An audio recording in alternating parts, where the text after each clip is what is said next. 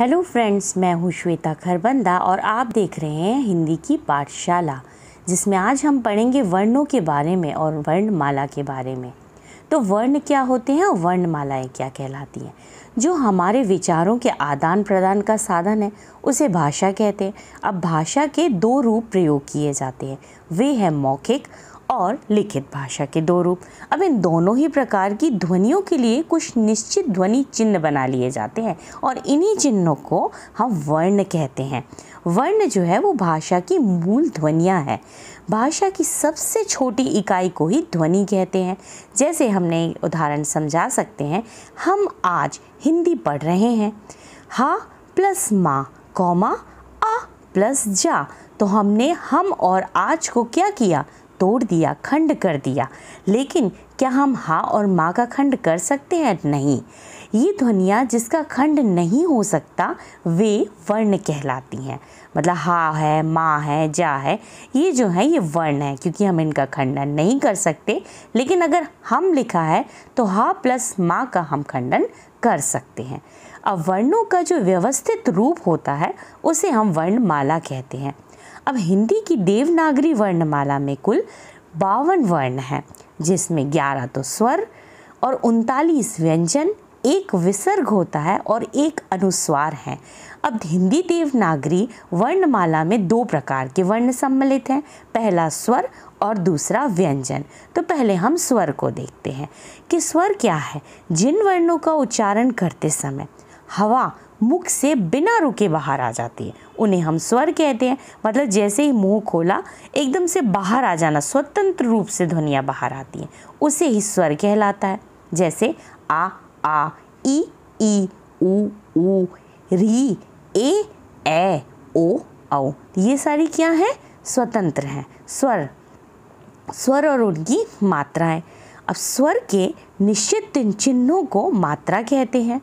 व्यंजनों का उच्चारण स्वरों के बिना नहीं होता, तो व्यंजनों के साथ स्वरों की मात्राओं का प्रयोग किया जाता है। स्वर और उनकी मात्राएं हम देखते हैं कि कैसे इनका प्रयोग करते हैं। आ है जिसमें कोई मात्रा नहीं होती, बट ये एक स्वर है। आ जो कि आ की मात्रा की लगाई जाती है। ई यानी कि छोटा ई की मात्रा, ई खींच के जो हम बोलते हैं। बड़ा ई यानी कि बड़ी की मात्रा। ऊ मतलब छोटे ऊ की मात्रा। ऊ बड़ा ऊ मतलब बड़े ऊ की मात्रा। री रा ए की मात्रा। ए मतलब ए की मात्रा।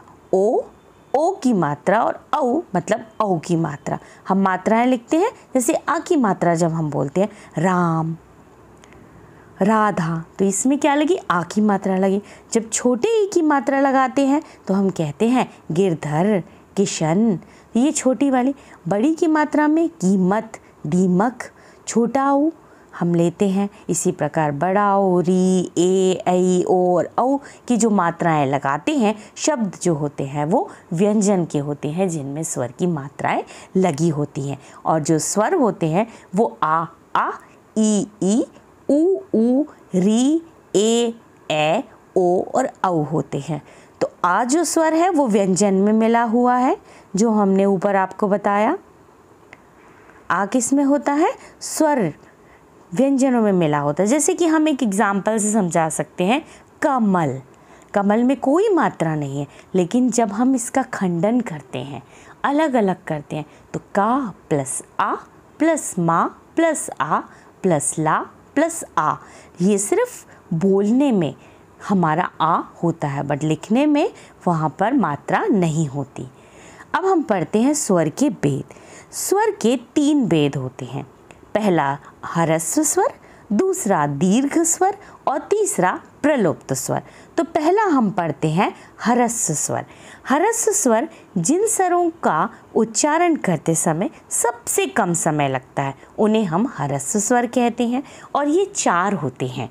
आ ई ऊ री। आपने देखा कितने कम समय में इसे हमने बोल लिया गया। इसी प्रकार दूसरा होता है दीर्घ स्वर। जिन स्वरों का उच्चारण करते समय ह्रस्व स्वर से लगभग 2 गुना समय लगता है उन्हें हम दीर्घ स्वर कहते हैं। और दीर्घ स्वर 7 होते हैं, जैसे कि आ ई उ, ए, ओ, औ। ये क्या है? दीर्घ, क्योंकि इनमें क्या लगा? ह्रस्व स्वर से दुगना समय लगा। तीसरा कहलाता है हमारा प्रलुप्त स्वर। जिन स्वरों के उच्चारण में ह्रस्व स्वर से 3 गुना अथवा 3 इकाइयों के बराबर समय लगे उन्हें प्रलुप्त स्वर कहते हैं। प्रलुप्त स्वर दीर्घ स्वरों के बोलने में अधिक समय लगाकर बनाए जा सकते हैं। कैसे? कि इनका प्रयोग हम दूर से पुकारने में करते हैं। जैसे कि किसी को हम बोलते हैं इधर आओ, को हम आओ खींच रहे हैं जोर, प्रलुप्त कहलाता है। ओम, ये सब क्या है? प्रलुप्त स्वर हैं। अब व्यंजनों के उच्चारण स्वरों के बिना नहीं होता, ये आपने ऊपर देखा। अब व्यंजनों के साथ स्वरों की मात्राओं का प्रयोग किया जाता है, वो तो हमने ऊपर आपको बताई, लेकिन उनके अलावा भी होती हैं। ऐसे कि अनुस्वार, जिसमें हम आ के ऊपर अंग लगाते हैं, यानी कि एक बिंदी लगती है। तो इस वर्ण को बोलते समय नासिका से निकलने वाली ध्वनियों को हम अनुस्वार कहते हैं। कैसे? जब हम इस शब्द जो हैं हम इनको बोलते हैं, बिंदी वाले जो शब्द होते हैं, तो हमारी नाक से ध्वनि निकलती। कैसे? जैसे हमने कहा हंस, पंख, शंख आदि, तो हमारी क्या हो रही है? नाक से ध्वनि निकल रही। तो ये वाले जो स्वर हैं वो अनुस्वार हैं। दूसरा होता है विसर्ग। विसर्ग में आहा लगता है। ये अयोग व किसी भी अक्षर के सामने लगाया जाता है। इसका आधे हा के समान उच्चारण भी होता है, इसे हम आहा पढ़ते हैं। जैसे कि हमने बोला नमः, प्रातः आदि, तो ये शब्द में आहा लगा, यानी कि आहा जैसे शब्द पढ़ते हैं वो, इसे हम विसर्ग कहते हैं। अब ये 2 वर्ण जो थे, अनुस्वार और विसर्ग, इन दोनों को अयोगवाह कहलाते हैं। ये किसके अंतर्गत आते हैं? अनुस्वार, और जो हमारा विसर्ग है वो अयोगवाह के अंतर्गत आता है, और इन दोनों को अयोगवाह भी कहलाता है। और आगे है अनुनासिक। इसमें आ के ऊपर चंद्र बिंदी लगी होती है। ये भी जैसे कि आँख, उंगली, पाँव आदि, ये शब्द अनुनासिक कहलाते हैं, जो उनके ऊपर चंद्र बिंदी लगी होती है। तो आपने आज वर्णों के बारे में और स्वर के बारे में पढ़ा। Thank you.